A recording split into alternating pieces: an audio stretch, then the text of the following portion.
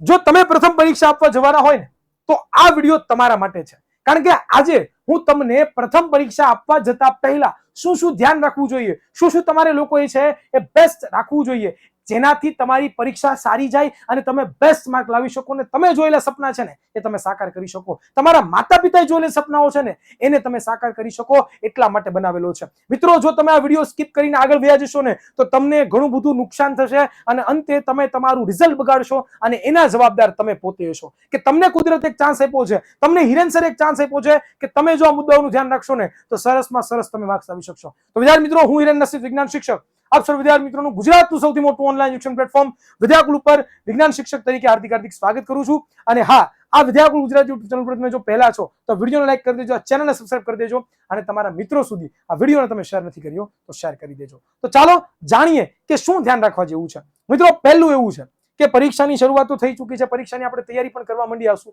પણ હજી સુધી ઘણા બધા વિદ્યાર્થીઓએ વાંચનની શરૂઆત નથી કરી. હજી સુધી ઘણા બધા વિદ્યાર્થીઓને એવા પ્રશ્નો છે કે સર વાંચવામાં મન નથી લાગતું, અથવા તો વાંચવાની તૈયારી કરી પણ દીધી છે પણ હવે એકને એક વસ્તુ વાંચી વાંચીને કંટાળો પણ આવતો હશે. આવું ઘણું બધું થતું છે. ઘણા બધા એમ થશે સર હવે શું તૈયારી કરીને માર્ક્સ સારા લાવી શકાય? જી હા વિદ્યાર્થી મિત્રો, હજી પણ તમારી પાસે સમય છે, હજી પણ તમે તૈયારી કરી શકો છો. બસ ખાલી વિચારવાનું છે અને તમારે મનથી છે. મિત્રો, તમારે લોકોએ મનથી નક્કી કરવાનું છે કે મારે બેસ્ટ માર્ક્સ લાવવા છે, મારે બેસ્ટ રિઝલ્ટ લાવવું છે, એના માટે હું શું કરી શકું, એના માટે મારે શું શું કરવું જોઈએ. જો આવું વિચારશો ને તો જરૂરથી કામ થશે, પણ નેગેટિવ વિચારશો તો કામ નહીં થાય. મિત્રો, ઘણા બધા વિદ્યાર્થીઓ કહેતા હોય સર અમારે વાંચવું તો છે પણ કંટાળો આવે છે સર અમને યાદ નથી રહેતું સર. તો એના માટે હું તમારા માટે લાવ્યો છું રૂલ ઓફ 7 મિનિટ. તમે કહેશો સર આ શું છે અંગ્રેજીમાં તમે લખીને આવો છો રૂલ ઓફ 7 મિનિટ? વિદ્યાર્થી મિત્રો, હું તમને સમજાવું શું છે આ રૂલ ઓફ 7 મિનિટ. આપણું માઇન્ડ છે ને એ રીતે ડેવલપ થયેલું છે કે આપણું મગજ છે ને એ કોઈ પણ વસ્તુનો પહેલી વાર છે ને એ શું કરશે તો કે એ નકારશે. જેમ કે વાંચવા બેસું તો આપણું મન કહેશે કે નહીં નથી વાંચવું, ચાલ ને દોસ્તાર ભેગા રમી આવીએ, ચાલ ને ઘડીક વાર મોબાઈલ જોઈ લઉં, ચાલ ને ઘડીક વાર હું બીજા કોઈ જે છે રીલ જોઈ લઉં, શોર્ટ્સ જોઈ લઉં. આવું તમને થતું છે? થાય છે કે નથી થતું? કોમેન્ટ બોક્સમાં જણાવજો જે વિદ્યાર્થીઓનો પ્રોબ્લેમ હોય ને.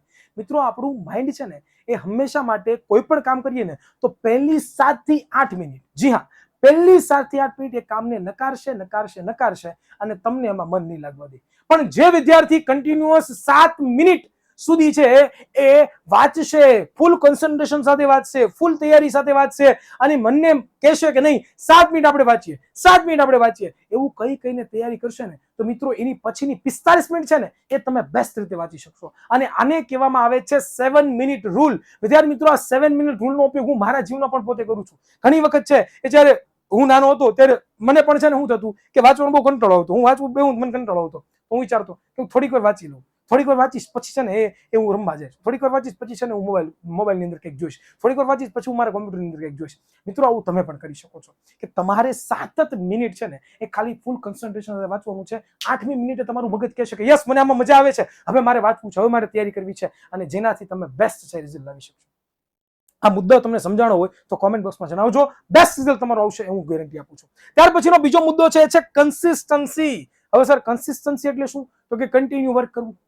આપણે ઘણી વખત એવું મેં વિદ્યાર્થીઓને જોયું છે કે પોતે શરૂઆતથી ફૂલ તૈયારી કરતા હોય, પરીક્ષા જેમ જેમ નજીક આવતી જાય ને એમ પોતે શું કરે કે હવે મને આવડી ગયું છે, હવે મને આવડે છે, હવે તું દાખલો સોલ્વ કરી જ નાખીશ, હવે તો હું આ સવાલ મને પાકો થઈ જ ગયો છે, બીજી વાર મારે વાંચવાની જરૂર જ નથી, હવે હું રિલેક્સ કરું. અને એ છેલ્લા પરીક્ષાના થોડાક દિવસોમાં એટલો બધો રિલેક્સેશનમાં આવી જાય છે ને કે પોતાની કન્સિસ્ટન્સી છે એ પોતે સાવ ભૂલી જાય છે. એટલે કે છેલ્લા દિવસોમાં આળસુ થઈ જાય છે અને છેલ્લા દિવસમાં આળસુ થવાને કારણે શું થાય ખબર તમને લોકોને કે જેનાથી એને જે રિવિઝન કરવાનું હતું, એને જે ફરીવાર વાંચવાનું હતું એ બાકી રહી ગયું અને પોતાનું જીવન બગાડે છે, પોતાની પરીક્ષા પોતે બગાડે છે. તો આવું તમે ન કરતા. હજી તમે જ્યારથી પરીક્ષાની શરૂઆત કરી છે 15 દિવસ પહેલા, મહિના પહેલા, 2 મહિના પહેલા, 6 મહિના પહેલા, ત્યારથી તમારી તૈયારી જે પ્રમાણે હતી એ પ્રમાણે જ કન્ટિન્યુઅસ વધવી જોઈએ, ઘટવી ન જોઈએ. કારણ કે જો ઘટી ગઈ તો રિઝલ્ટ બગાડશે, એ 100%ની ગેરંટી છે. તો આનું પણ તમારે લોકોએ ખાસ છે વિદ્યાર્થી મિત્રો ધ્યાન રાખવાનું છે, જેનાથી તમારું બેસ્ટ રિઝલ્ટ આવશે. ત્યાર પછીનો ચોથો મુદ્દો છે શું છે? Over thinking. આ કોમન પ્રોબ્લેમ છે. ઓવર થિંકિંગ એટલે વધારે પડતું વિચારો. ઘણા બધા વિદ્યાર્થીઓ વાંચવા બેસે ને તો ડરમાં ઘૂસી ગયા હોય કે શું થશે, મેં જે વાંચ્યું છે પરીક્ષામાં આવશે કે નહીં આવે, યાર મેં હજી કશું વાંચ્યું નથી, યાર મને બહુ પ્રોબ્લેમ આવે છે.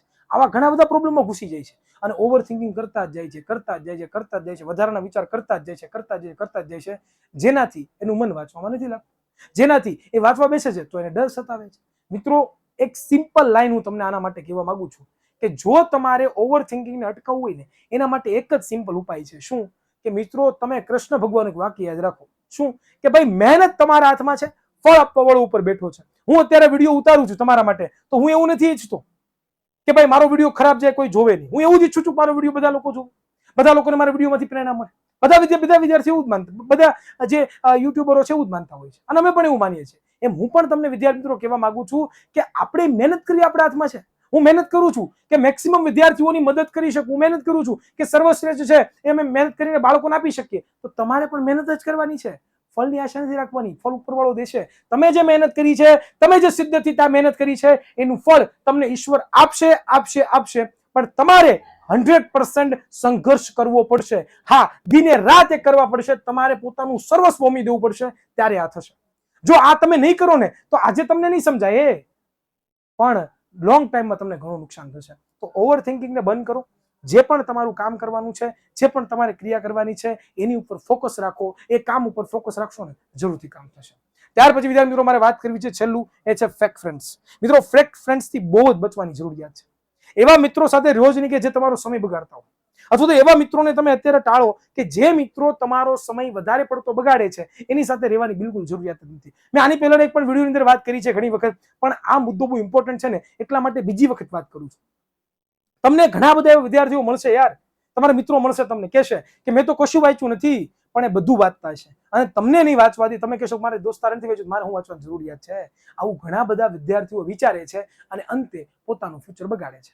તો મિત્રો આનું ખાસ તમે ધ્યાન રાખજો વિદ્યાર્થી મિત્રો. ફેક ફ્રેન્ડ્સથી દૂર રહેજો. કોઈ પણ તમને આમ કે એની ઉપર વિશ્વાસ ન કરતા. તમે તમારો જે ગોલ છે ને એ ગોલ ઉપર અચલ રહેજો. હું જરૂરથી ગેરંટી મારું છું, જરૂરથી તમને લોકોને ગેરંટી આપું છું કે તમે તમારું બેસ્ટ રિઝલ્ટ લાવશો. એ મને 100%ની ખાતરી છે. તો ધેટ્સ ઇટ વિદ્યાર્થી મિત્રો. મને એવું લાગ્યું કે આ 4 મુદ્દા વિશે મારે તમારી સાથે ડિસ્કશન કરવું જોઈએ, અને જેનાથી તમે તમારી પરીક્ષામાં બેસ્ટ રિઝલ્ટ લાવી શકો. અને મને આશા પણ છે કે તમે લાવશો. મને ગર્વ પણ છે તમારી પાસે કે તમે છે એ સારામાં સારા માર્ક્સ લાવશો. તો મિત્રો આજે અહીંયા સુધી રાખીએ છીએ, બરોબર.